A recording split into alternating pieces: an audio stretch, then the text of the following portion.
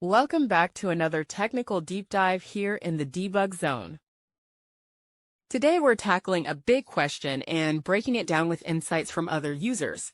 Hopefully this clears up some misconceptions and helps you get the answer you need. So buckle up, stay a little curious, and let's jump right in.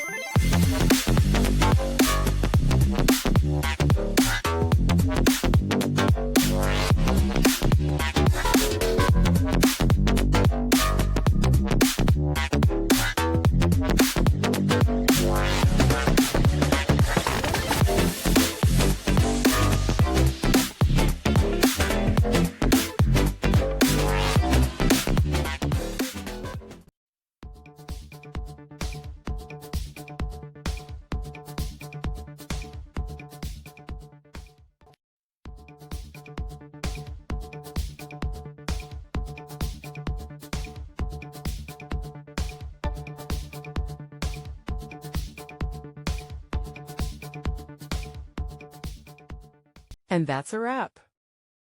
I hope you found the answer you were looking for.